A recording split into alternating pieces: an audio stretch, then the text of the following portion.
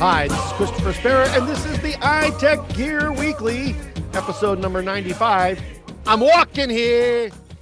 Recorded live Sunday, June 23rd, 2024, live from iTechGear Central. As I said, I am Christopher Spera, the editor-in-chief over here at iTechGear.org, and back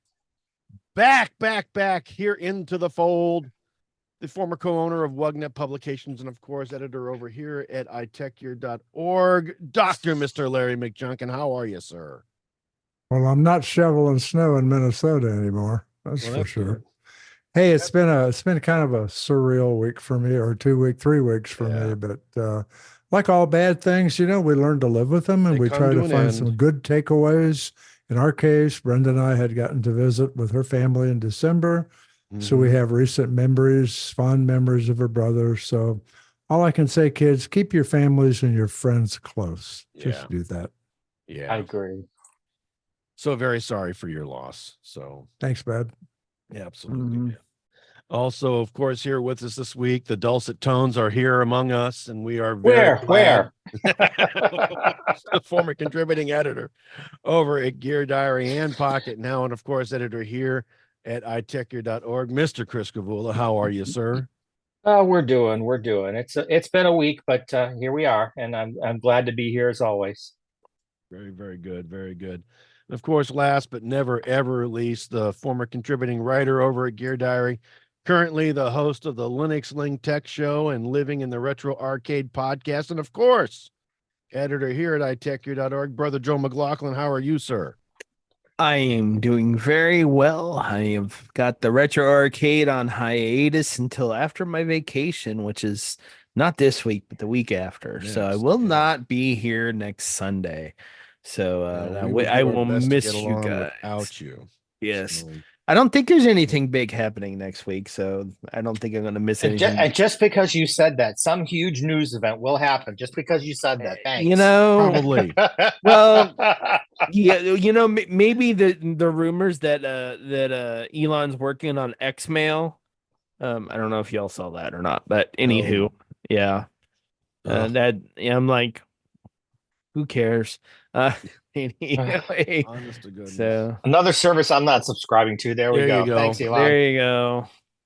Another one that we won't need. But you know what is interesting about things that you didn't think that you need? Apparently, and this one really floored me too. Floored me, honest to goodness. Feature flip phones are back. They never really They're making a comeback. Yeah, they really are. Really gone, I thought this was one of those oaky articles, but you can find it like everywhere now. Though I'd never do this, but I get it. I do. Flip phone sales are surging. People are trying to find connection without distraction, and we're all sort of burned out from our smartphones, but we don't want to give them up. We're burned out from social media, but most of us don't want to give them up. Passively allowing all this time in our lives to just melt away looking at a screen. So, and I think we should make it clear, these are feature flip phones. These are not smartphones that are flip phones. These are the phones. Right. This is not the flip or the Samsung. This flip. is, you pick it up and you call, and the best you can do with most of them is T9 pecking. I was going to say this is the T9 texting sort of thing that you had. So I didn't think that most young folks, what I think might be interesting and perhaps viable, at least for me. How about having a flip phone that I can take on vacation or go out to dinner at night so I don't get tempted to use my smartphone? I might try that, but how about you guys? Could you give up your smartphones? Well, first of all, you have to be able to flip back and forth, right? Or forward to the other one or something. That's the problem. That's the trick of it. Well, one would have an eSIM. The other would have a hard SIM. So maybe. Well, I think the hard SIM would be easier. But, right. These aren't necessarily to flip. I was going to say, I'm sorry, I kind of overrode you guys. But these aren't necessarily what we would call the classic flip phones either. Right. They're like, for example, the Light Phone 3 literally has the ability built into it for email. Not email, podcasts. You can do maps with it too. And it has a notes and a calendar on it too. So basically everything except for like social media apps. So but these, kind of according to the article, these people are dropping the phones, their smartphones, so they don't have those features. They don't want them. some They of them wanna be- depends. Yeah. The last feature phones before smartphones started to really become a thing had a lot of features anyway. I mean, they had some of these kind of apps. They did some of the you know, music features, some especially of the app Motorola. features. Yeah. Right. So they had some of the basics, but I think what this goes back to what I've said for a couple of years now. People are getting fed up and tired of things like social media in their lives, and they want to cut it out at least part of the time, if not more of the time. And this allows them to do that. And I think there's a backlash to. And we'll talk more about that later. We will, but I think this is just a backlash, and I'm not entirely surprised to see it at all. And I don't think it's entirely young people or old people. I think it's across the board. I think a lot of people. It's the over notification syndrome where like you know, I mean, you load a game on your phone, and all of a sudden it's sending you a notification and say, "Hey, come play the game." Like, first off, if you're a game developer and you put that crap in notifications, I either uninstall it or I block all the notifications because it's a game. I'm gonna fire it up, play it, and then I'm gonna shut it off. I don't need to know that you've got special events happening in game. It's like no, but I think there's a lot of different demographics that this appeals to. And as I said, getting away from social media is one of them. I think parents sending their kids to school that want them to not be doing stupid stuff while they're at school, but they still want a way to reach their kids if they had to. This probably fills that niche as well. I think there's a lot of reasons why people are buying these things.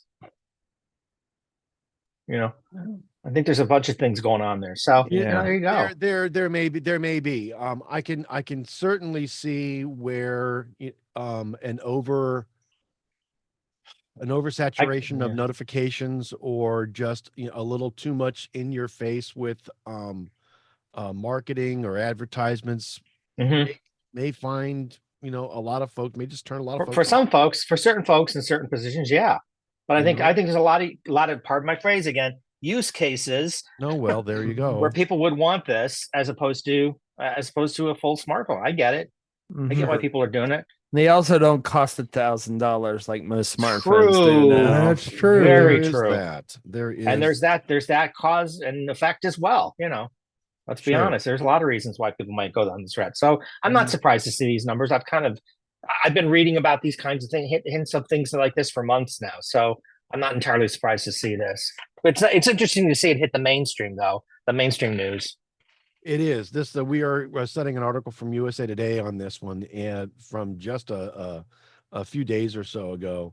And it's interesting that these things are making a comeback. I mean, this is circa 2004, right?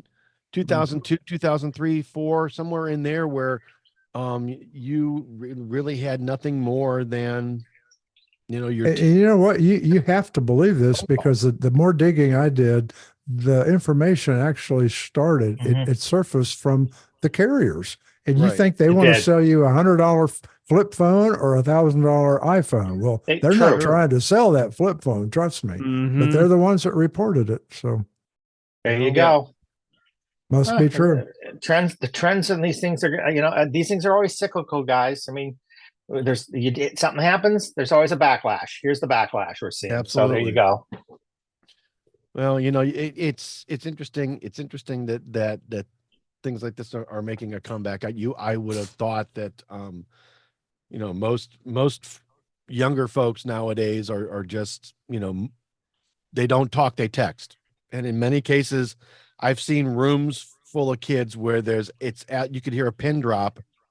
They're all together, they're all conversing, they're all spending time together, but it's all here, right? Yeah, but they can thumb type 90 words a minute. True. And we did, and guys, we did this before we had full, soft keyboards on our phones. We did it, so you can do it. True. That's why half of these stupid texting shortcuts appeared in the first place. Was from T9. That's why, because you had to find a faster way to type something. So I'm not surprised to see them going back to it.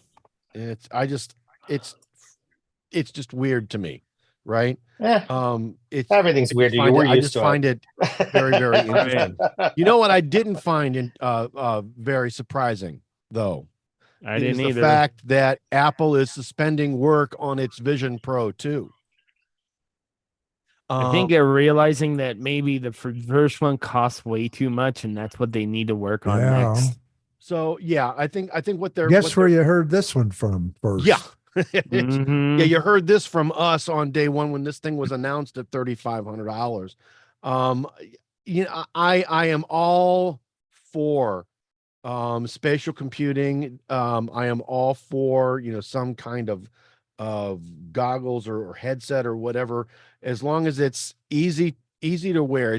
Where it doesn't hurt to wear it after a while, because I want to spend more than an hour or two on this thing if possible. I'd like to have a battery that lasts that long, that wasn't necessarily connected to the headset, or at least, you know, didn't make it too heavy, or at the very, very least didn't make me walk around with some kind of a cord connected to a thingadoo hooked on my belt, right? And I'd like to be able to not have to have this thing custom molded to my face, you know. All of which I think, you know, you kind of sort of have to do or should do with the Pro.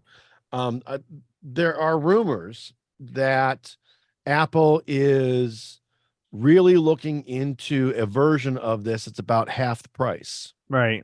Mm-hmm. That may or may not come out in the next year or so. But who knows? Let me add a little clarification, though. Sure, go ahead. We kind of presented this as Apple has suspended work on the Vision Pro. They did not. They actually just they deprioritized it. They didn't suspend it altogether. No. Right. So yeah, well, you can take it and say, well, that's what it means anyway, but that's not what was said. Right. And to be honest with you, this is still kind of rumor mill. This hasn't really all been confirmed by Apple yet. None of this has. Yeah, because really the only thing the article has, one of the only things that and you know, it's coming from a supplier, so yeah. So none of this would surprise me, I guess, at this point. You know, they cut. Well, it says they cut production by 50% of the current model, but that has nothing to do with development. Because it's got weaker demand than they expected. So, you know, that doesn't weaker demand than they expected. Did they really expect this thing to take off and really go ahead and see that gangbusters? That's where I'm going with it. I don't know, but maybe they had to make the deals they made to get the suppliers pricing that they wanted or whatever. You know, you never know what the whole story is here. I think we said at the beginning. First of all, I still think this is the best at doing what it does. However, I still think, I'm with you guys in the sense that the price probably turned a lot of people off. The fact that the news media, even though I don't think the pricing is way out of line when you compare it to their other devices, it certainly got hyped up in the media because of that. There's no question of that. And that did not affect it positively. So I'm not surprised to see it go where it's going. But some of the things like the form-fitting things, I thought that was actually a very good idea, because otherwise you don't get full light blockage otherwise. So there are some reasons for doing that. But I do think that in the larger stuff they want, it's like anything else. If they wanted to keep it as a niche product, which some of their products were early on, let's be honest, you can keep the price up and you can have these high-end things on it, but you're going to have to come down if you want to widen your audience a little bit. Here's a real life fact check about that. You know, you can't live in a town with an Apple store for 14 years and not get known down there. I know probably half the people that work there. I know the manager. I always talk with him. And the last time I was at the Apple store right before we went to Minnesota, I was picking something up. And they have that station, if you've been in this just for the Vision Pro, where you go for your demo and all that, and nobody's there. So I'm talking to this guy and I said, so how's that going? He said, about what you see.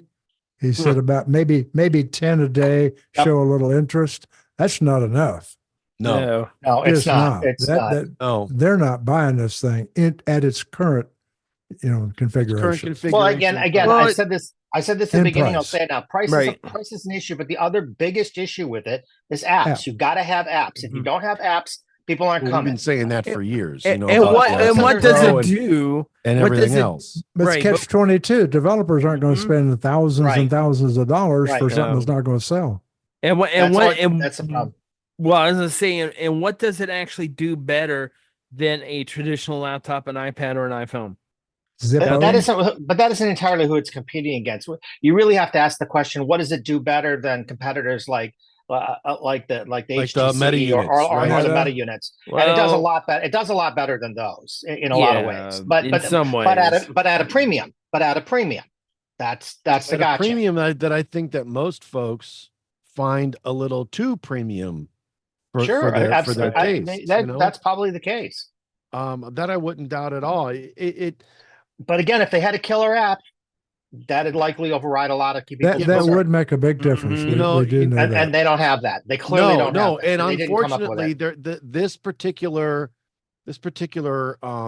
genre or platform has been really, I think, at least in my opinion, all right, has been struggling.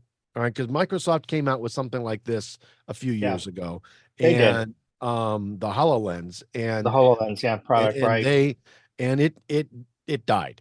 All right. It didn't die, but it got relegated to business only kind of It got relegated where people to could spend the money, and business doesn't use it.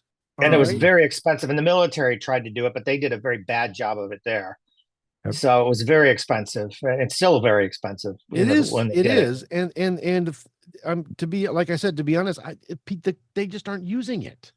Right. I mean, people, seriously. I mean, and I've said this before. After this thing, it's the lack of the killer app, and it's a price point related. And again, if you look at even if you look at other competitors in the market, like Meta, with the Quest series products, and HTC with their products, none of those are selling the way those vendors think they ought to sell either.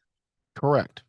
So there's a larger problem with the killer app for the market. For the device hasn't hit yet. Well, maybe eventually it will, and when it does, what kind of app would that be? How do you envision which app? I think if we knew what that was, it would be out there. Well, no. I mean, do you think that a game would do it, or does it have to be a utility, or I don't know. I'm asking. I don't know what it means. Meta tried to do it with a larger kind of social environment. They tried to leverage it that way, and people just didn't give a crap, mostly because there were teenage kids running around it all the time, pissing off other people. That was why that failed. Had they done a better job of that still might have succeeded. If they had policed it a little bit, it might have succeeded. It's hard to say. They got enough people policing their platform. Thank you very much. I do think there's a couple, but I do think there's a couple of prongs here going on, and things like, for example, Apple's the one comment that it gets that's very positive is that if you want to do something like watch a movie, it does a really good job of that. Now, I've got to be honest with you, MetaQuest doesn't do that as great a job of it, mostly because the resolution isn't there. So the fact that the Apple has a better resolution, the visual is easier, it's easier to watch it, and you're more immersive kind of thing. That's one way you can go, is to kind of find entertainment ways, maybe games, but maybe something more interactive with video. That might be one way to take it. I don't think that'd be enough to sell the whole platform. But if you had a couple kind of linchpin kind of apps that people really, really liked, when the iPhone came out, it wasn't about the device as much as there was a couple of key apps people liked. They liked the iMessage product early on and the way it worked. They liked a couple of the features. They liked the way the phone was easy to use as a phone. There were other things that they liked. There were a couple of key apps that kind of sold the device. I think you need something like that. And you can argue whether it's up to Apple to do that or a third-party developer. But like you said, Larry, it's chicken and the egg. Developer's not going to spend thousands and thousands of dollars for something that's very much, we don't know what it is. Now, having said that, every now and then, sometimes in these things, it comes out as some third party you didn't expect comes up with some phenomenal idea, and all of a sudden that thing takes off. That could still happen as well with any of these platforms. You said something pretty key to me about the iPhone when it first came out. It didn't do very many things, but what it did, everybody just loved. It did well. The way what happened with it is, over time, between evolution and revolution, all these other things are now piled on this phone that does so many things that it's just a mess. I would agree with you in that, and that's always a problem. If you look at Meta's platform, for example, they have an app that's a third-party app called Wander. It's based on Google Street View data but it's very immersive, and it does a better job than Google Earth does in the VR versions of Google Earth. It actually does a better job of it. At all there. I can so imagine. The point is that's, for me, that's a great app on that platform. It really would keep me glued to that platform probably more than anything else would. The point is all these you're looking for something like that or better, something very immersive, or something that would leverage. You need something that would leverage an immersive environment, without requiring you to do too much tactile response to things. I don't know what that is at this point, and I think if I did, I'd probably be very wealthy. right. I mean, yeah, I would think videos would be good. I mean, just it's a start. It's one tentpole, if you will. It is a tentpole. Watching video, experiencing video in that. And people have said very good things about it in the Apple platform as being better than any of the other platforms for that. And I can understand, and I can see that. But you don't need $3,500 to just do that. Thank you. You need it to do something. Yeah. But my point is, if you have 2 or 3 or 4 of those those tentpoles, I mean, you're already to the point where you're paying $2,000 for an iPad. Mm-hmm. Is it such a start? If this thing had some tentpoles you really cared about, maybe $3,500 isn't that big a deal. I mean, it is a big deal, but it's not as big a deal. As big of a deal to you personally, because you'd have a purpose, because you'd have a reason, the use case and the reason for supporting. And that's what it comes down to. We don't have the use case yet. Will we? I hope that Apple keeps the thing alive on some level long enough for something like that to happen, because I do think eventually there'll be a purpose for these VR and AR kind of solutions. Right, but let's use your example of the iPad. Let's use your example of the iPad though there for a minute, right? In that, yes, you can pay $2,000 easily or more for an close iPad. to $3,000 on an iPad now. You at can, the top end, but at the same time, you can also spend well under $1,000 for an iPad. There's a different flavor and a different. I know. Different so what I'm saying is, in this case, what I'm saying in this case is they shouldn't be getting rid of that, and I don't think they have said they're getting rid of the high-end Apple Vision Pro. What I think they should do is, yes, they need to come out with a cheaper version, but they need to keep the better version as well. Agreed. Yeah, because the people who buy the cheap one will like it. Maybe they'll go buy the bigger one eventually. Yes, and more importantly than that, Larry, if the cheap one comes out and more people keep buying it, you're going to get developers developing for it, and that'll cross sell the better version as well. Yes, because all they care about are the numbers. Yep. Yes. Again, go back to the beginning of the iPad, or even the beginning of the Apple iPhone. People said nobody will ever pay that for those devices. That's what they said. But then again, we ended up with some apps that people really liked, and the things took off, on their own. It just did. Now you can spend over $2,000 for a phone. Yeah. You can spend $2,000 on a phone. You can spend $3,000 on a tablet. I mean, here you go. You're already there. $6,000 on an iPad Pro. I mean, on a MacBook Pro. Come on, MacBook Pro. I mean, you're in those numbers now already. You're already there. What you need is the reason, and the reason isn't there yet. Correct. That's all. Correct. Yep. But I think but the apps that I think would work on it would be things that aren't not always your typical phone apps. The video Netflix should be on there, yes.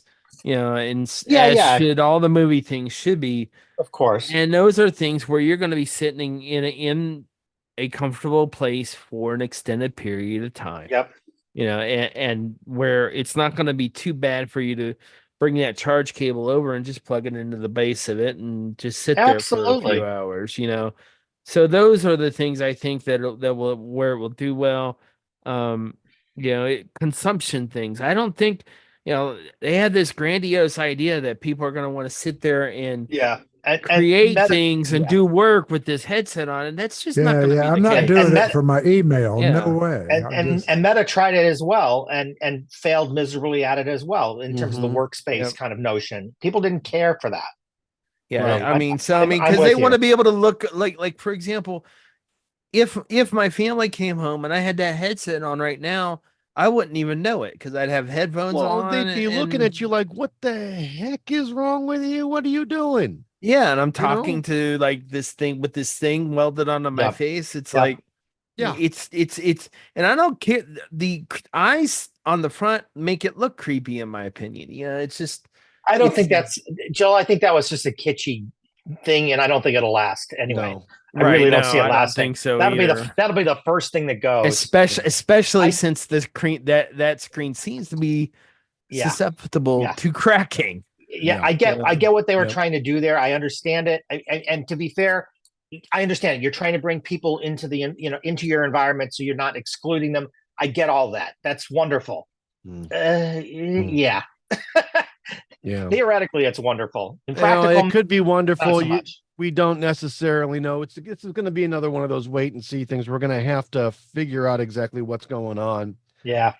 And we're going to have to move, wait and see what happens. Hopefully something will come of it where there's a cheaper version that comes out, but I hope so. We won't know anything until the end of the calendar year, beginning of next year at the earliest. So I want my Vision Pro, my Vision Air. Your Vision Air. Vision Air. Visionaries. There you Vision go. Air. Yeah, that's it.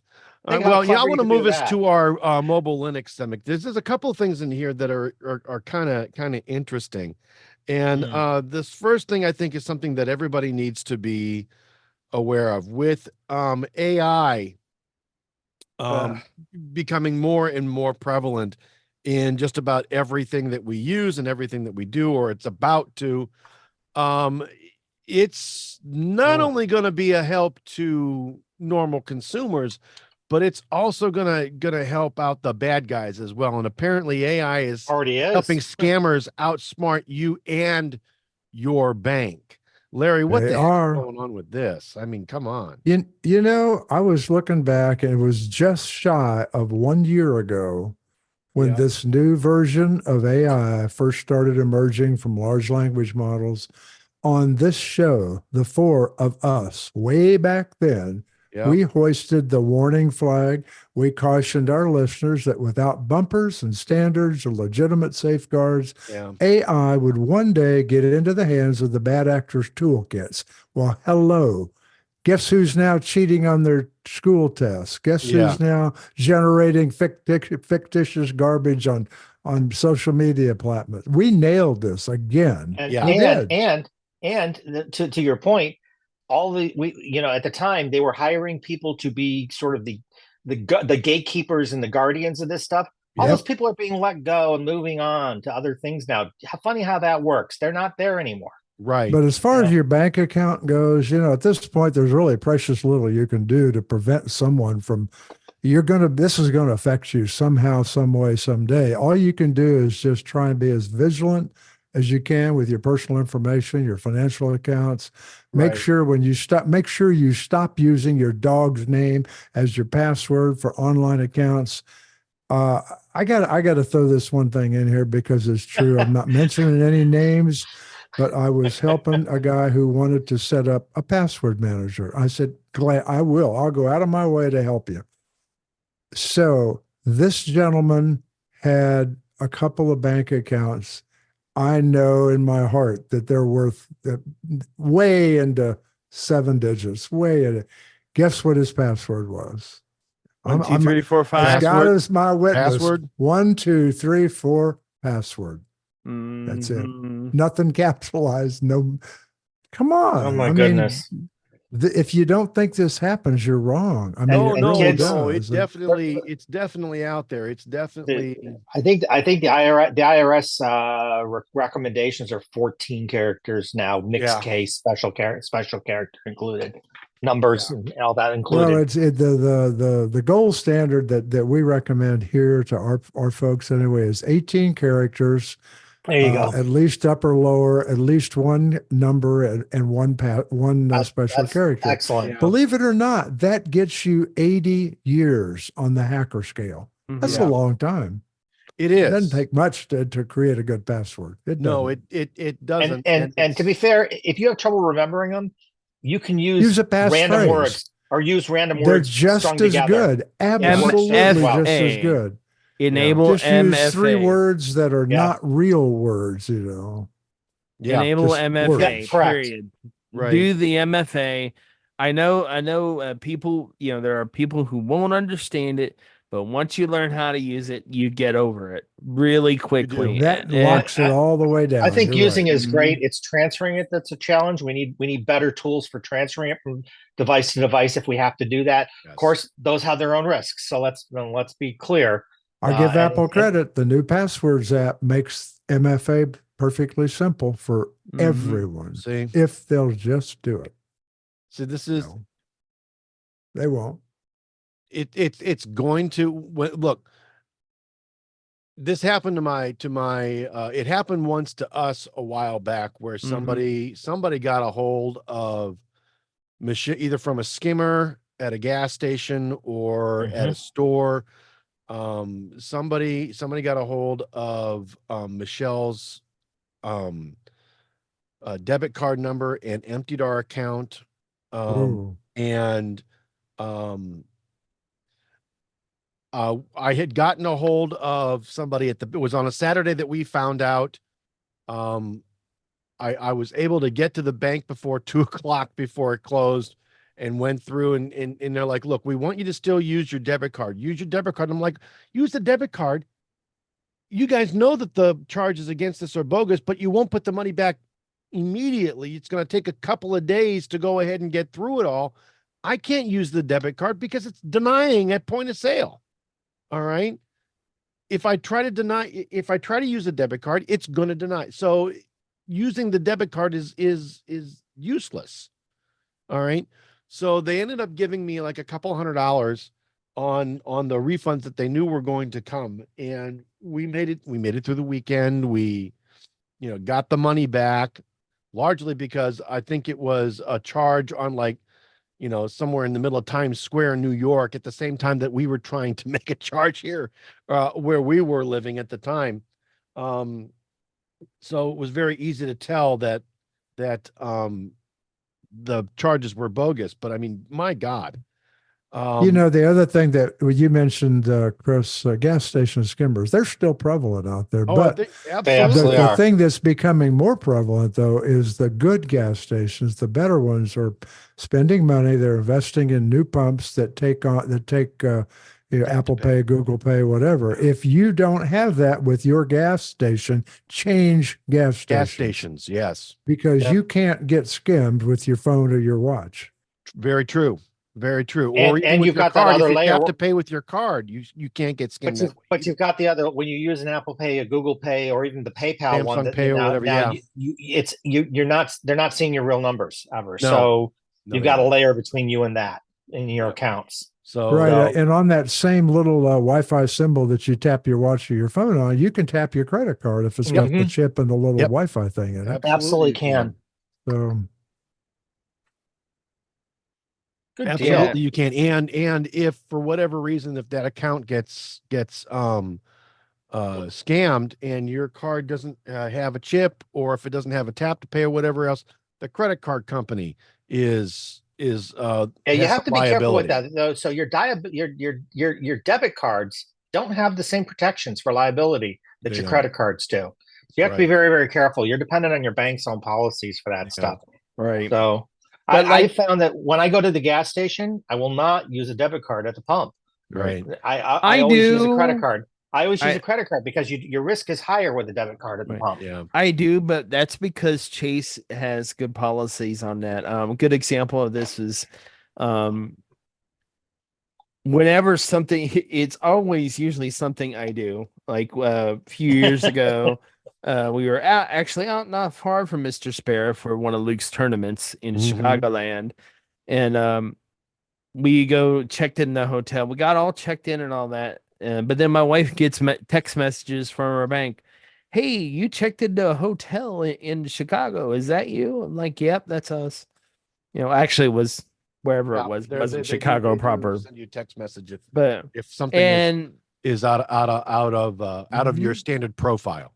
And I've had that happen before, and 9 times out of 10, whenever I've had my card compromised, it actually hasn't been because of a skimmer. It's been because of I just got the card recently, right? And the processor got it.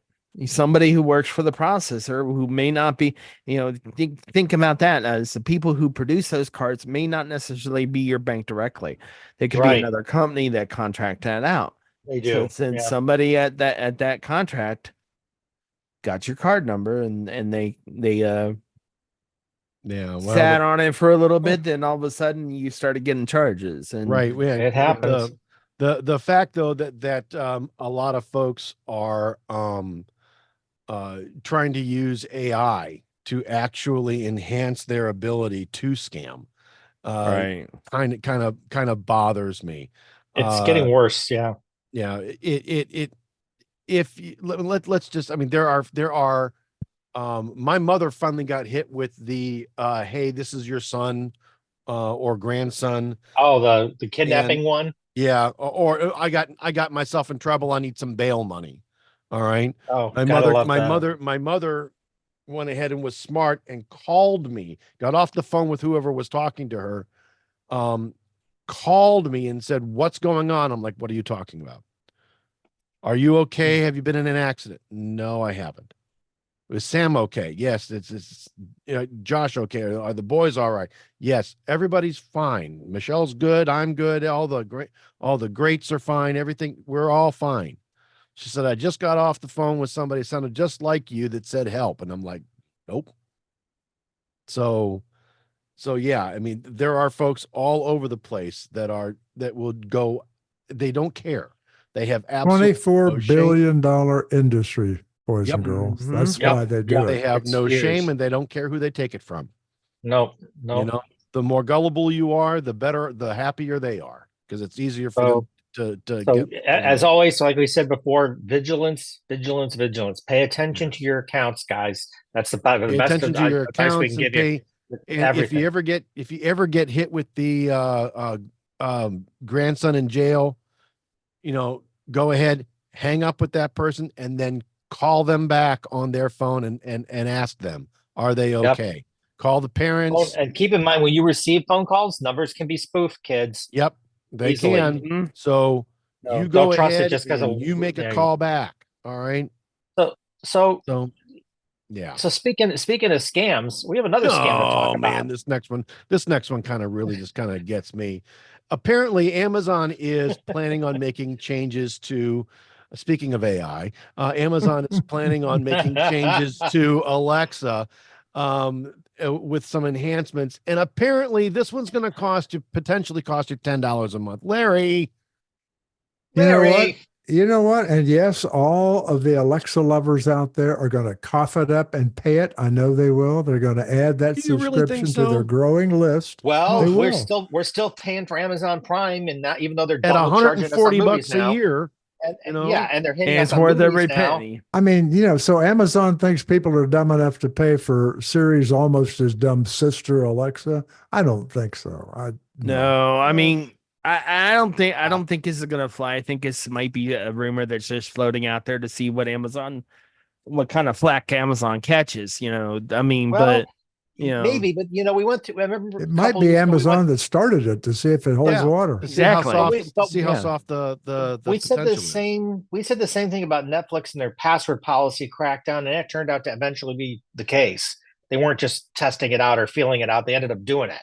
Well, part of the problem with Netflix and their password but my point is this could be the same. Overseas in Asia and in some parts of Europe, it's absolutely, the password sharing is just absolutely crazy. It is. It is. And I get that, but that isn't my point. My point is that sometimes you hear these things and they might be testing them out, but there's also odds are good. They're testing it for a reason. True. I think if they can get away with it, or if people ignore it, like Larry said, if you want that, if you use that, you're going to pay it. You're not even going to think about it. You're like, okay, I need this.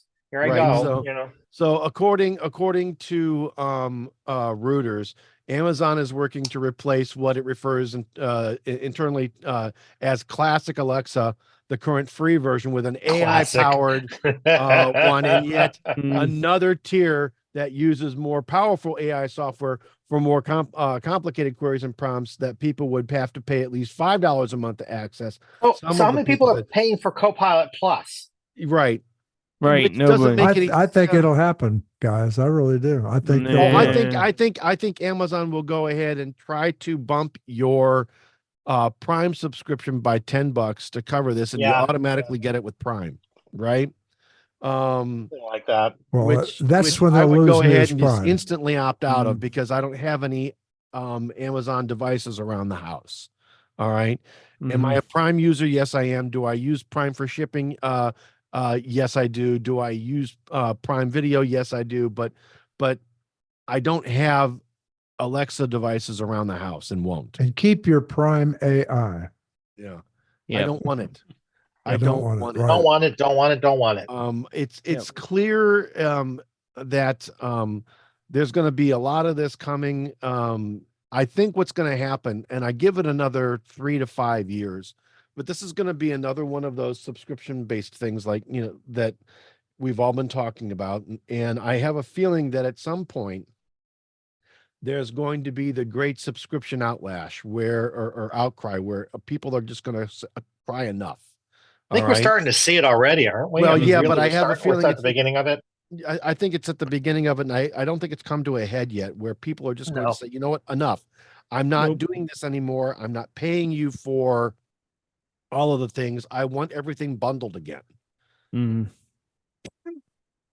So we'll have to wait and see what happens. But yeah, we'll see what happens on that. Yeah, I don't understand the mentality of this anymore. You know, why charge extra? You were very successful not doing that, and all of a sudden you want to do that? That doesn't make sense.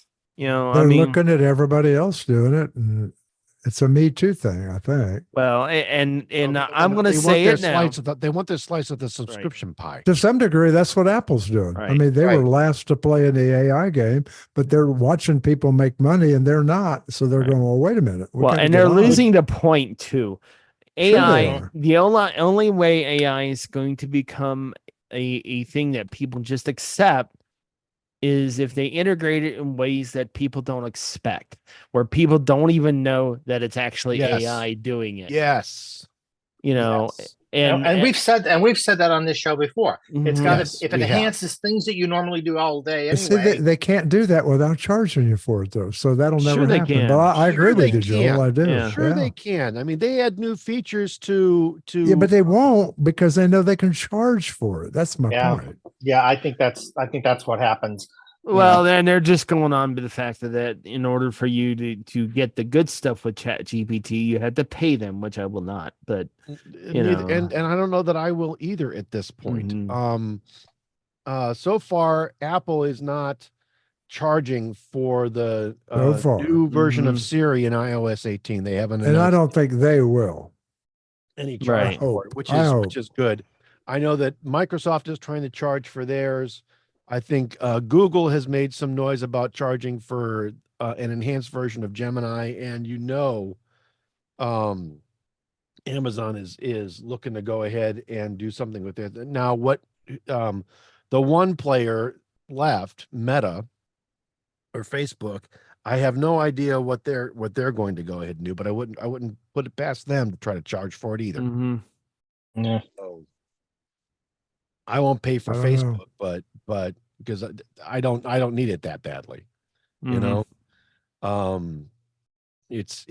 we don't, but I got a feeling a lot of people might think they do need it, or they're being, made to think that they need it, so they buy into this. The four of us don't, but we're not mainstream.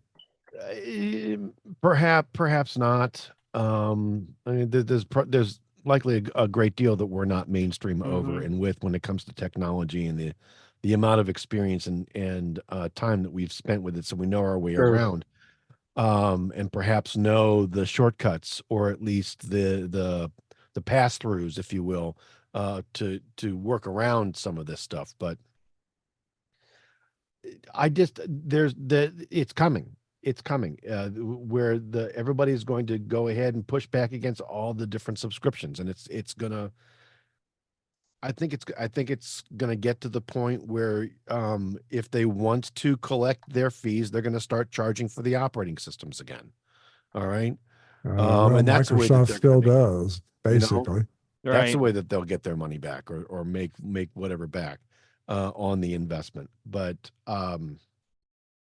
I feel like I have a minimum amount of subscriptions to things I really, really need. I mean, Office or Microsoft 365, stuff like that. But you know what? That stuff adds up so quickly. It does. I'm over 300 a month. I mean, this is what I'm saying. Give me a break. I know. This is what I'm saying. I mean, $5 here, $10 there. And you don't realize it until you actually put it on a spreadsheet. And that's all the thing. These apps insist on that. Like I'll see an ad for an app that says and it's usually an AI app, and I'll install it, and then it immediately pops the thing. Oh, well, you need to subscribe, and it's $14.99 a month. And I'm like, I don't need to subscribe. Goodbye. Yes. I mean, I get it. You want to make some money, but I it's also free to install. It's free. Well, but my point is, like Joel, you Right. do subscribe to some good stuff that from Adobe that you use, and we all subscribe to those apps that we truly believe in and use,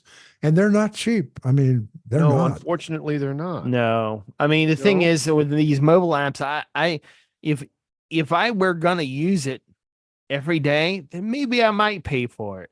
Right. But I'm not. It's like I want to use it for 5 seconds and make a nice looking profile pic or something like that and be done with it. And then I'm done. Right. Yeah. And it's like, and there is at least one app. There is one app that I kind of like that I can do that with, and I only have to pay whenever I use it. And it's like, like if I want to grab 10 more profile pics, AI generate 10 more of those, it'll do it for me. And then, I pay $5 and then I'm done and I don't have to pay every month. People are getting tired of paying for things month to month. Right. Yep. Everything that I want to use. And it's only getting worse especially with the media streamers. I'm an NCAA football watcher. Go Buckeyes. Oh yeah. Right. And it's getting hard, isn't it? Well, last year they had a few of the games that were only going to be streamed on Peacock. And I'm like, why? I'm like, you have this thing called the Big Ten Network. I'm like, why isn't it there? I don't get it. I know. My bride said, they're trying to go get Peacock. And why? Right. Because I got a game I want to watch. Right. That's right. It's like, at least Peacock has made it easy to and fairly cheap. I think I got the ad plan, which I don't care. But it's like, and then it gets even worse. Like you're used to like I'm now currently watching through the reimagined Battlestar Galactica on Prime Video. All of it's there, and that's not going to stay there. It used to be. It was on Peacock at one point. And now it's not. So it's like you guys move this stuff around and you do all this stuff, and it's like you literally, it's like Netflix had the perfect opportunity to make these media deals.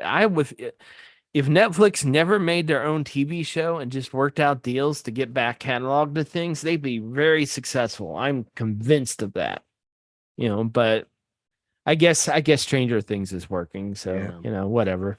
So I want to go ahead and I want to move us on to the last story in our mobile Linux segment. And this one, if this one is true, I haven't seen this yet. But if this is true, it's going to be really, really interesting. Social media apps with warning labels. Chris, what's going on with this? Well, it hasn't happened yet. Okay. But it's a recommendation coming out of the Surgeon General's It was office. on TV just today. Yeah. I watched it on TV. The Surgeon General's been talking about this for a couple of days, but I think the thing is, I don't know, maybe the Surgeon General's just looking to make his mark. I don't know.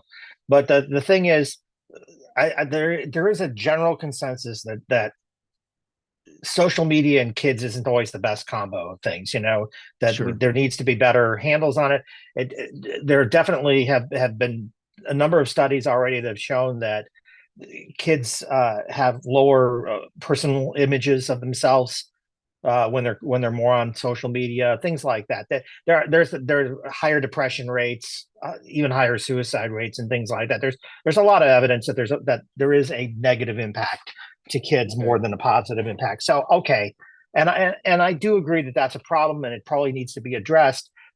But labels, how does this actually solve anything, or how does it, it didn't really work for tobacco, it didn't work for alcohol. Why do we think it's going to work for to an extent? I think it worked. It made people aware for those things. This one, I agree with you though.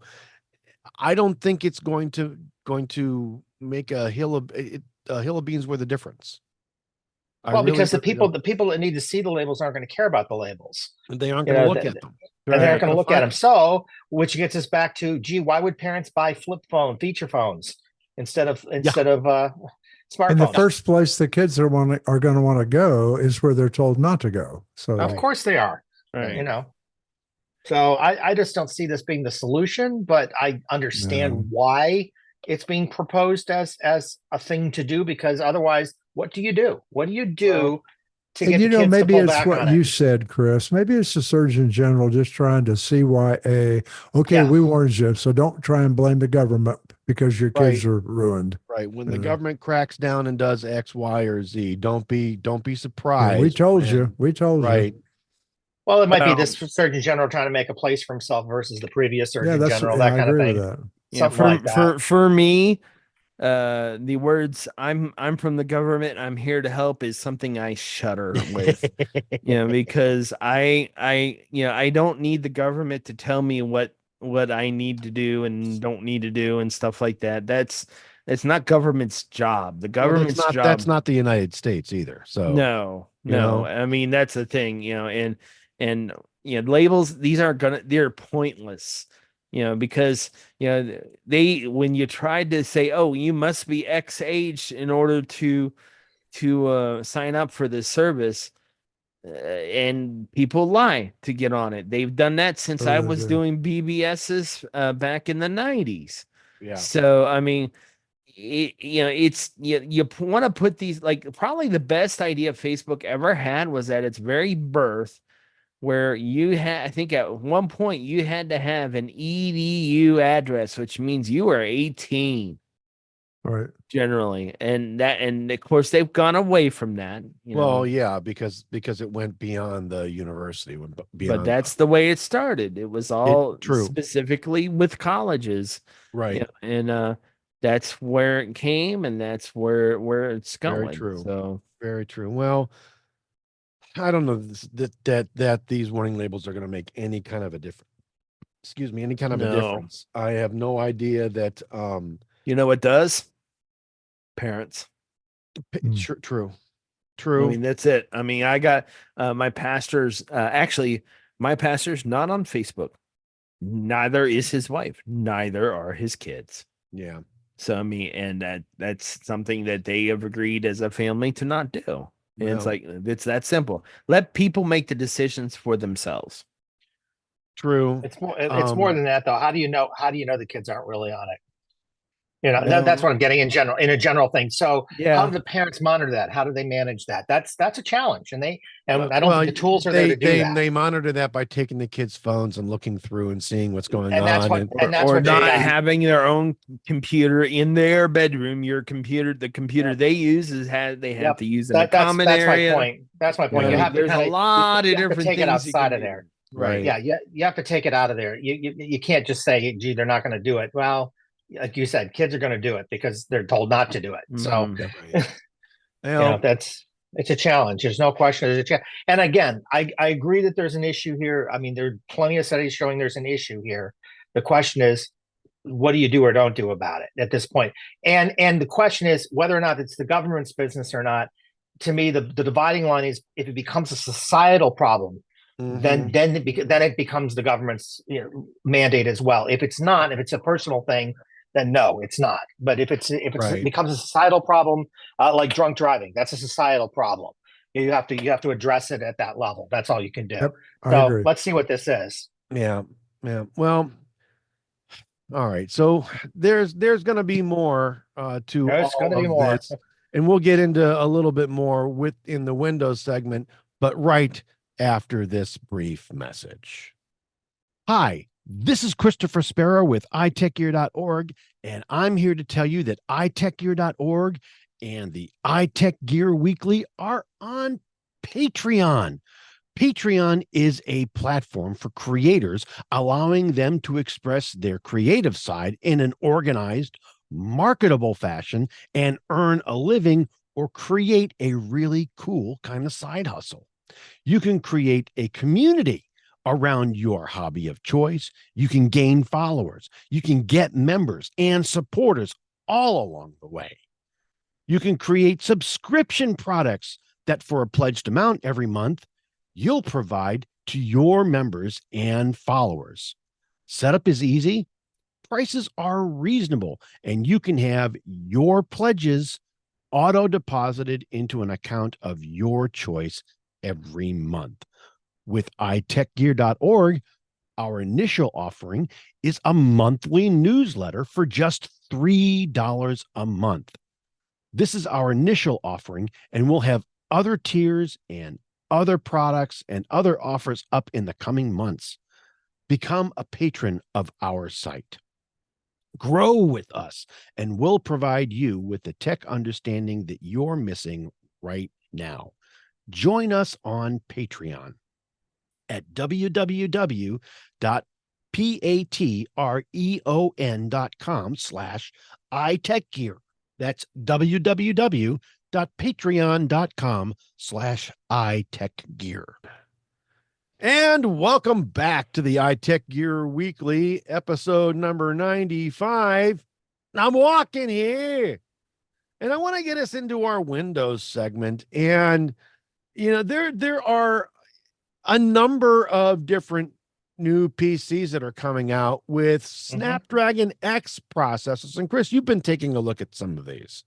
Yeah, I haven't had any of them tested. No, but you've been taking a look at some of them on the market, right? I've been following the coming out, and so anybody who has listened to this show at any period of time knows I'm an advocate of these new ARM-based processors coming out. I was an advocate before Apple even released their M series processors. I said, this is the way this stuff needs to go. And sooner or later, you're going to see. You've been saying that for years, and it's largely because of the battery life. It was more about the battery and the power consumption. We can't just keep sucking down power indiscriminately. And then Intel's answer to everything was to just throw something that required more power at the problem. That was the thing they've been doing for years. Well, I knew that at some point that was going to hit a plateau of some sort, and it kind of has. So here we are. If you recall, I mean that's what we used to do back in the 90s, right? In the early 2000s with the 286 and the 386 and the 486 and the 586 and the Pentium 1, 2, and 3. And we never fixed things like memory problems. We just threw more at it. That was our answer, so it would show up less frequently. We never really fixed any of that. Right. Well, I've always said, sooner or later, that Intel train was going to run its course. You can't keep doing this to processors and not eventually creating a bigger problem. And now we're creating a problem with heat. We're creating a problem with power draw. You require 17,000 fans in a unit to keep it cool nowadays. I mean, it's gotten crazy. So it has. This was coming. So having said that, now it's starting to be here. There have been ARM chips in PCs, and Windows on ARM was a problem and has gotten better over the last couple of years by a lot. Well, and now we've seen chips that can support better speeds and can do that layer of translation that we had on the Mac at the very beginning to allow these Intel-based apps to run. I think the hit right now is about 10 or 15% is the overhead for doing it in emulation. The point is all of that's there to the point where it's finally, I think, to an acceptable point, to the acceptable speed. And so the early conversations is the Snapdragon X series chips is what has been released by Qualcomm to address this. And Qualcomm has been kind of at the lead of these ARM chips in Windows devices all along, to be fair. This is their first, not based off of a phone chip kind of development. And they're really cool. There are really 5 variants on this thing. When you get right down to it, it's a little complicated, and the variants are numbered even more ugly than the way Intel numbers theirs. So it's very confusing if you don't know what you're looking at. But basically, there's a Plus series, what they call the Snapdragon X Plus series kind of chip, and that's kind of their low end price point one, and it basically has a 3.8 gigahertz processor, and that's what you got. There really isn't much going on there. It's not dual, it's not anything. You can The Elite series chips, there's 4 variants, 3 of which we pretty much know about. The 4th one I haven't seen in a device yet. 3 of them are, again, running at various different kind of speeds is kind of the primary difference in them. The number of co-processors is kind of a difference as well. Microsoft, for their Surface Pro line, has chosen the middle of the road one. Of course. For theirs, the only one that's chosen, they were saying, oh, it's the top of the line. It's not really the top of the line, but it's the top of the line. The ones we can get is Samsung. They've done the higher one in their box. Things like the BIOS chips, things like the SSDs can impact how these things really behave in real life. So you're going to have to look at a lot of kind of benchmarks on these things to know if speed's your thing. I will say in general, they're pretty good. They're coming close to the point that some of the single core speeds are faster than the MacBook Air based on the M3 chip. Right. Keep in mind, we're comparing a higher end Snapdragon to a lower end Apple M series chip. So keep that in mind. Big difference. But the point is, they're getting to that region now. They weren't in close before. Now they're getting into that zone, which is a big deal. But having said that, they're doing it with fans. Apple's doing it without fans, so there's throttling going on. The multi-core speeds, generally Apple's still faster. And this is the low-end M3. We're not even looking at the M3 Pro or Max. We're not looking at the M4s. And keep in mind that the M3 chip was sort of a stopgap chip in order to get them into 3-nanometer process, whereas the M4 is kind of the real what they wanted the 3-nanometer process chips to look like. So comparing to the M3 is kind of a pointless thing because it won't be there much longer. Right. But it is what it is. So there's also, like I said, a 4th Elite chip that's kind of at the top end of the thing. I haven't seen it in anything.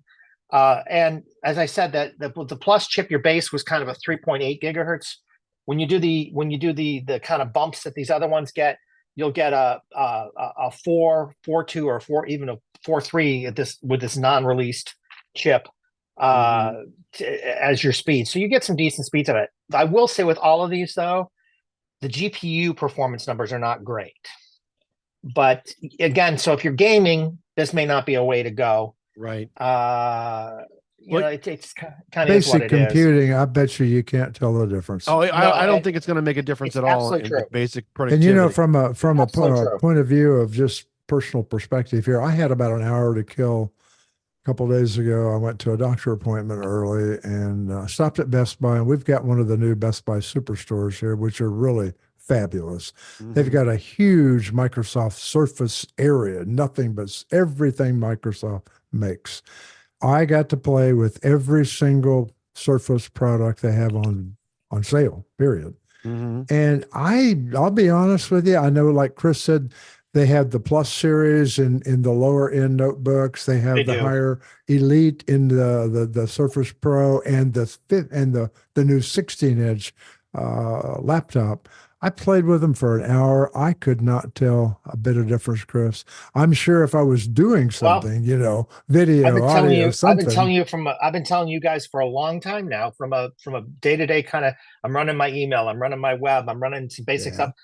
It's the same thing. But interestingly, where I was going with this, where I was going with this, there was nothing on that table from Intel. So Microsoft has moved. Has moved, and Microsoft has moved, and it's probably a good thing. I mean, there's a lot that's going on in this particular area. Qualcomm's got some new stuff out with their Snapdragon and Plus and Elite series. Apple Silicon has been an ARM-based chip since its introduction with the M1. All right. And 9to5 Mac is saying that the new Snapdragon X Elite is a little slower than Apple's M3. I took a hard look at that one, Mr. Did you? Chris. I did. And actually, if there's anybody in technology, one of the few that I do believe is Benjamin Mayo. Benjamin over at 9to5 Mac lives about 14, 15 miles from me.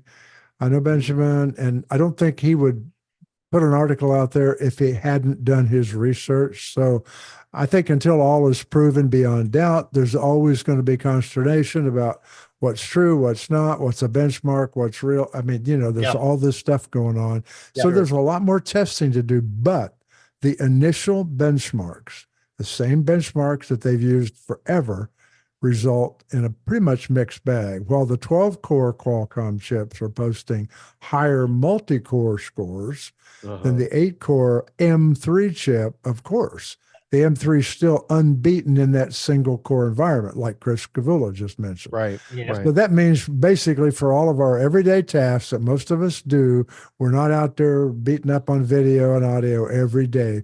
We're basic spreadsheets, Word documents. Those things are going to be the same. I mean, they don't take the power. Sure. So, and you're going to be easier on the power and easier on the battery. Right. Yeah, no, I would, if I were to buy a new Windows machine today, I would buy one of these new ones. I really would. Sure. An ARM. Sure. Well, I can tell you, the Surface Pro 9 5G that I've got is an absolutely wonderful machine. And it is quieter, cooler, and a lot easier on the battery life than the Surface Pro 8 that I've got also, and runs a heck of a lot cooler, right? A heck of a lot cooler. While on that subject, though, I did look at the new OLED on the Surface Pro. Oh my God! Oh, it is so absolutely pretty. Those black, those colors against those true blacks are just going to be amazing. Yep, I've been doing a kind of a little experiment. I have my next to my MacBook, which is what I use as my primary computer for work. I have my Surface Pro on the right, Surface Pro 6, so it's a little bit out of date, but still works pretty good. And then my Raspberry Pi 5. There you go. 8 gigabyte, which is an ARM device, and I've been using it more than I've been the Surface Pro.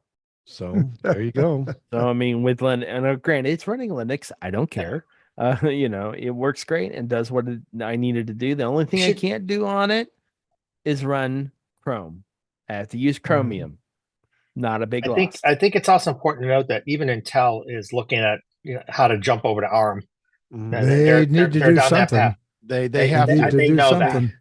They have to do something. They're gonna get left in the dust. The only thing that I saw with an Intel chip in it was that goofy Surface Go thing. That's it. Yeah. Sure. If you look at the current, their top ends, the i9s and whatnot, and you look at what it takes to power an i9 and what it takes to run the fans to keep it cool, the level of what it requires is insane. It's gotten out of control. Agree. Totally agree. Can't keep doing that. No, they can't. And it's getting to a point where I think that if they don't do something and do something soon, they're going to find themselves in a very, very bad, untenable position, where they're going to have to do something drastic. They could be there already. I don't know. I just still wish that Copilot wasn't so much branded. I mean, even the Surface table at Best Buy, Copilot signs all over that thing, just emblazoned everywhere. Well, it's not so much that it's emblazoned everywhere. It's getting a little bit too intrusive. It is. Well, that's it. Windows, it's in my face. Right? It's too intrusive into Windows. In that I don't need it to. I'm still a decent Windows computer user. All right. I am too. Don't need, and there's going to be a lot of folks that are out there that probably feel the same way that we do. And there's probably a lot of businesses out there that aren't going to jump on this AI in Windows kind of thing. Yeah, true enough. Just simply because it's too intrusive and too much of a security related nightmare for them. So I don't see it getting a lot of. I think we've already seen them back down on the recall function. Yep. I'm going to be curious to see how much farther that goes. Well, apparently there's a lack of also a backup tool. So for but Windows, there has been for a while, and I've kind of complained about this for a while. So yeah, this is a bit of a rant for you. So go ahead, unleash. I'll do a little. It's a little rant, but we'll do it. Yeah. I've said this before. One of the things a few months back, Microsoft said, "Oh, we're giving you a backup tool with Windows 11," and it's not Windows backup. Yeah, and it really all it is a way to direct your files to OneDrive. Yeah. So they can eventually potentially sell you a more subscription. It's really the only thing it does. It's not a widespread backup tool that can go anywhere and do anything, like you expect. If you have an Apple Mac today, you can use anything you want to back up your Mac. If you have an iPhone, you can back it up to your Mac easily. You can back it up to a lot of places fairly easily. So there's mechanisms built in. Android doesn't have one really built in, and Windows doesn't. Windows has this partial, half-assed answer backed in, and I find that frustrating. To be fair, yes, it does use your OneDrive subscription or your OneDrive space. All right, it does back up a lot to the cloud, and even though the cloud is backs up totally to the cloud. More available than it was, say, even 5 to 10 years ago. It's still not ubiquitous. It's not everywhere. There are some places where you will lose connectivity to the cloud. And what happens though if you bump into a problem and you need to do some level of restore or grab a file or something, and you can't get to the data? What happens? You go without, or you're stuck. Yeah. Well, and that's true. But on top of that, if you have a large amount of data on your laptop, and this isn't even talking about, it's a work laptop and you have security issues, you can't just go to any cloud anywhere kind of thing. Right. We're not even talking about that. If you have a large amount of data on your laptop for whatever reason, maybe you have a huge photo library, maybe with a lot of videos, maybe you have whatever is going on, that's going to cost you a lot of money to buy that extra disk space, or it can. Yeah.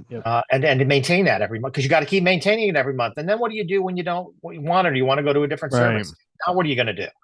The point is you're tied to what's the word we use, Larry? The walled garden. You're tied to Microsoft's walled garden with this. If you use this tool, you anchor yourself to Microsoft's walled garden, and that's certainly part of their desire as well. They want to do that. Apple's the same way with Time Machine, right? But the difference with Time Machine is I can back up to local drives or to external drives, or an external drive hanging off my Mac. And the same thing with my iPhone. If you have, I understand you're in the walled garden in the sense that it's to the Mac primarily, but I can back that thing up. But even they on don't Windows, even make the devices that the initial tool that Apple had. But Windows, but whether if I'm on an iOS device, if I have Windows, I'm probably using iTunes because not everybody's over on Apple TV yet. Right. And if you have iTunes, you can back up your device to a Windows machine. I can back up my device on a Mac. And the point is the backup can be local. It can be on that PC. It can be on a local drive hanging off of it. I cannot do that with Windows backup. No. Can't do it. It's got to be in their It does not have a local option. It doesn't. No, and the same thing with Android. You have to use Google's cloud for your backup. They got to fix that. Google One, I was going to say, because I was going to correct you. I'm like, they do have a way to back up your phone. But again, but it's to the cloud. As I'm saying, Joe. But they don't have a way. They don't have a way to make a local backup on a PC to protect myself to restore it. That's a hole, guys. That's a problem for all these platforms. They should be providing that tool because they used to have those tools. They got rid of those tools because it didn't make them money. Well, it also, if you recall, the older version of Windows backup was really hokey. It didn't. It was, but it worked. But it didn't work right. It didn't work right. But the point is this. So how do you know this tool's any better? You don't. I will say this. And now you get to pay for the privilege. The older Windows backup tool that did allow you to back up to a local disk, I was never able to do a restore from it and have it be successful ever. All right. I have with the cloud version of Windows backup that's out there now. I've done a restore. And while it hasn't been perfect, it was a heck of a lot closer. I would say 90% closer than the previous version. I would agree with that, but I would also say again that resource only works well if you don't have a large amount of data. That's true. Mm-hmm. If you have a large amount of data or a variety of data, the cloud is not your answer in that case. You need something. I agree. I agree. You need to be able to drive. If nothing else, I need to be able to use services other than just OneDrive. Give me other services. Give me other ways to go with this. Give me other places I can put this data. You should be able to move it. You should be able to do that, but they're limiting it. They're not letting it. Right. Things like oh goodness, I'm looking for what's one that was really honest to God. I'm drawing a blank on this thing. Well, I remember years ago using Ghost to back up PCs. Backblaze or iDrive or there was another one that was out there that was a Backblaze Carbonite. That's the one. That's it. That a lot of folks were really, really banking on, and it is cloud-based backups are where you're doing a true image backup of your drive. All right. Yes, it's all off-prem. All right. And it's fabulous. The problem with it though is most people don't have a lot of high-speed upload capacity or bandwidth. That's also a problem. That's another layer to the problem. And because of that, it took me almost 6 to 7 months using to get my initial backup of all of my on-prem data on my 1 terabyte hard drive up. Well, and let me add this: a lot of these services. That's crazy. But what a lot of these services do, and Apple's guilty of this as well, is what they actually put up is not a full backup. It's what I would call a sparse backup. So in other words, they're not backing up the apps that you have. They're backing up a link that lets you get the apps re-downloaded, is what they're doing. And so you actually end up reinstalling the apps when you restore. So there's some things like that aren't quite as straightforward. Not quite right. You get the latest, greatest from their store. All right. In terms theoretically, of your documents, your photos, those theoretically are being backed up. But again, if you have a decent sized library from over years, that could be pretty darn big. That can be a huge. And you're waiting forever for it to upload, and you're spending terabytes of data potentially to back up a machine. That's okay. I get it. This tool is not designed for everybody. That's the bottom line. And really, if you're using any amount of data, you're going to end up paying for that extra data. That's in terms of your local provider contracts, in terms of your OneDrive contracts, whatever you've got. It's going to cost. Very true. And you have to maintain that down the road. Very true. And it's like paying for a storage unit, right? You got to pay for the storage unit. It's got to. It may be quote unquote free for the first 6 months, but at some point. Very true. Very true. It's going to cost you, right?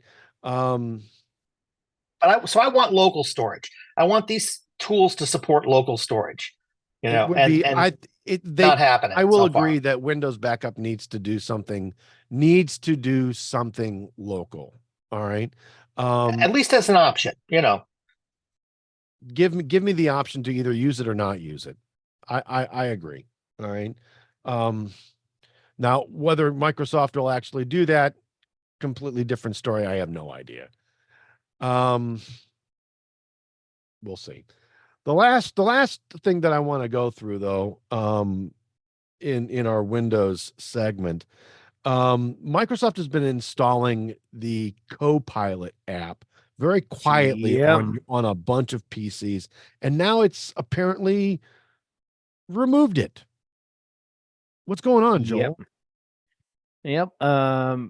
They announced they completely removed all traces of the Microsoft Copilot app that users found installed on their systems on their installed apps list. The first reports of such app, which was 8K in size, emerged towards the end of March this year. Soon after, Microsoft had to roll back the update after it took notice of the issue. Duh. He said the application still on my was ThinkPad. Yeah. Right. He said the tech giant later stated that the app was totally harmless and was not meant for capturing or analyzing any user data. Sure, it Yeah, wasn't. right. meant. Okay. Yeah. I'm not buying that at all. Right. So I mean that's the thing. You know, I just looked. It's not on mine. I did when I searched for Copilot on my machine. I did see there's a menu item for how to turn the Copilot icon off, which I've had off for months now. But Yeah. so I mean, it's like So I'm is this just removing? wondering. What's that? Is this removing Copilot altogether, or just that original app that they were trying The to use little to run AK Copilot? app. Just that little, original that one. little. Yeah, that's meaningless. I'm sorry, it just is. Right. It Because is. if it's still that tells me that Copilot's still under the hood.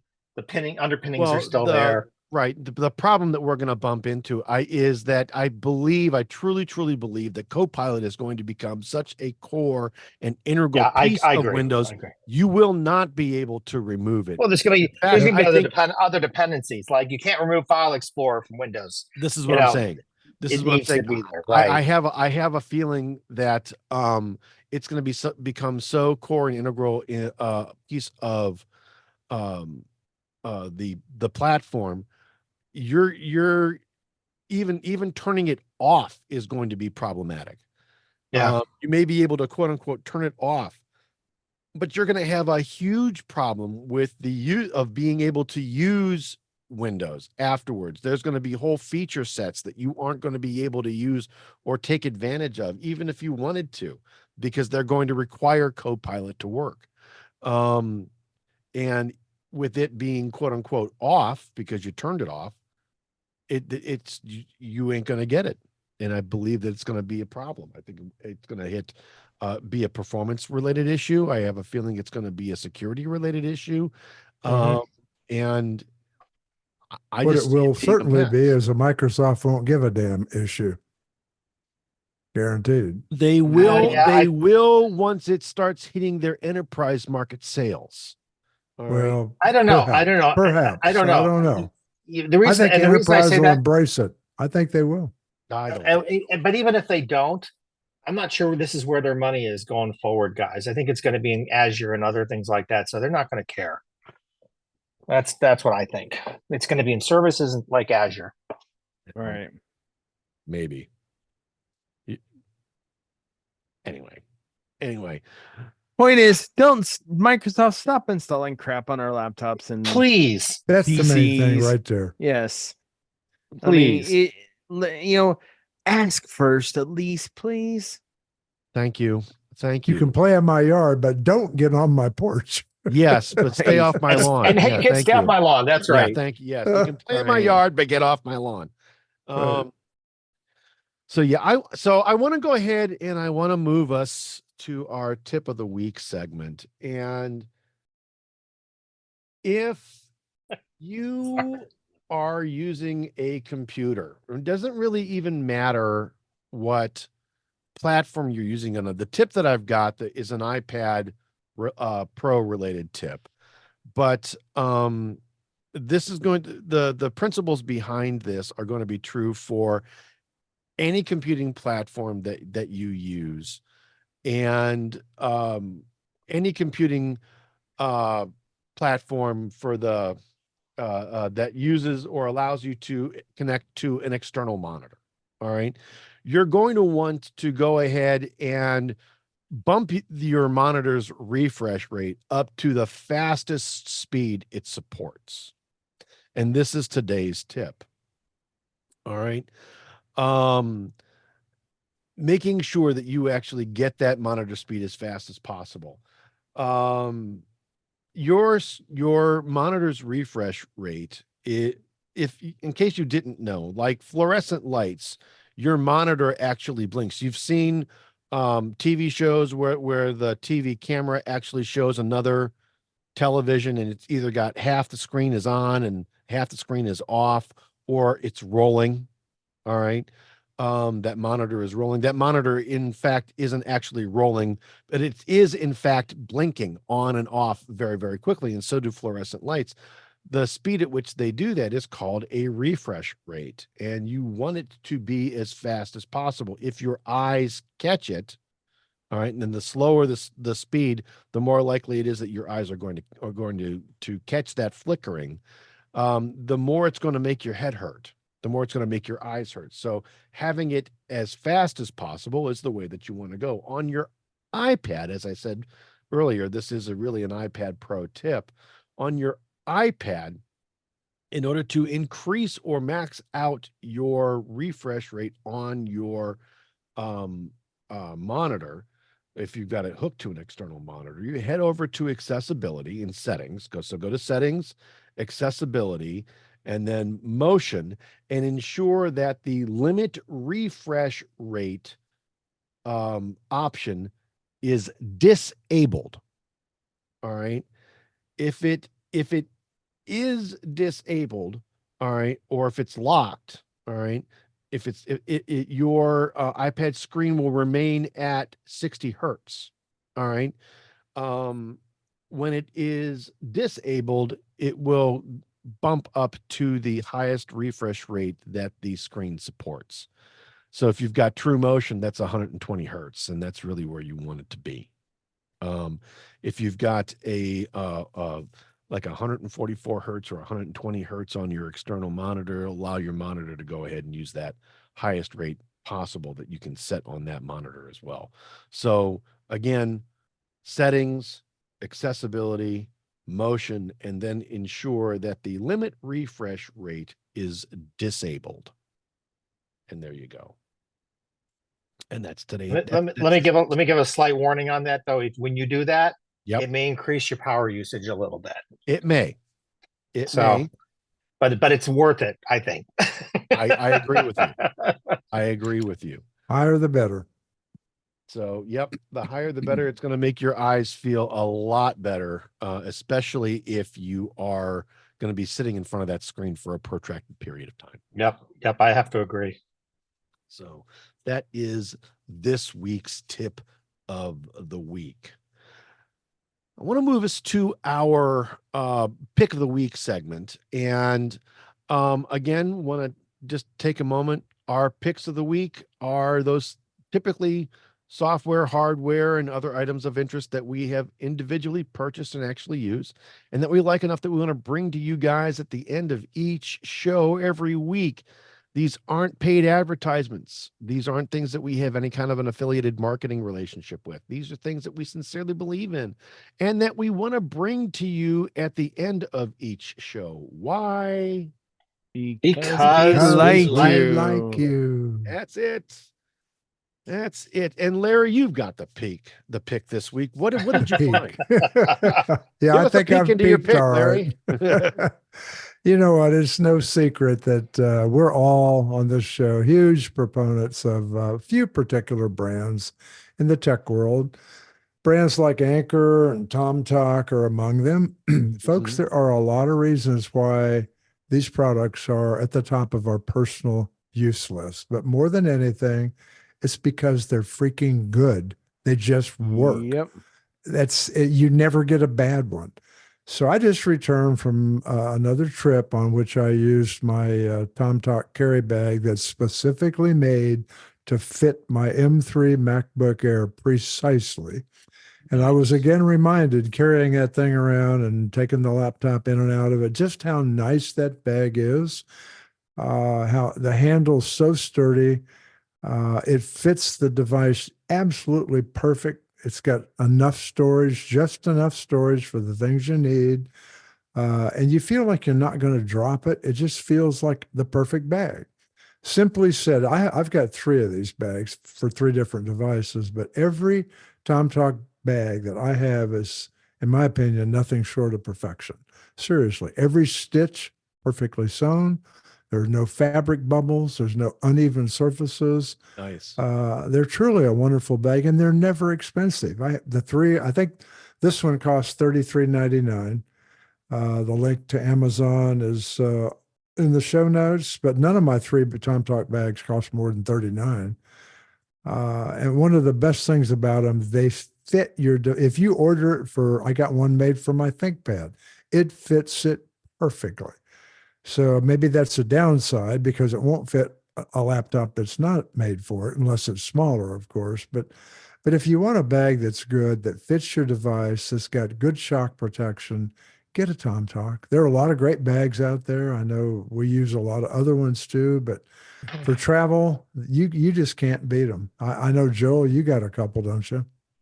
Yep, I have one that's technically designed for. I think it's designed for the Surface Pros, and I also have the same iPad one that you have, and I have the orange one, and whenever I just want to carry that, works great. I have no complaints about either of them. I mean, you can Good spend thing. hundreds of dollars on a bag, but why? Yeah. When this thing is made of the best ballistic Mhm. nylon, it's just 30 some dollars. Come on. That's insane. See, that's It's always a good thing. always a good thing. That's it. This particular bag, I mean, I was looking at this earlier. This particular bag, I mean, it's nice, you know. Where did I put it? Where did I put it? Mhm. All the links, all of them. There it is. Yeah, this thing looks really, really nice, and it's got padded edges and corners, especially so that if for whatever reason it gets knocked or bumped or dropped, it's not going to bust. Yeah, This someday thing it's is- going to happen. yeah, which may happen. All right, and this is going to go ahead and fit anything from a 2018 to a 2024 MacBook Air, right? As well as an M2 13-inch MacBook Pro. Right. All right. It all will also work with the new iPad Pro M4s and iPad Air M2s.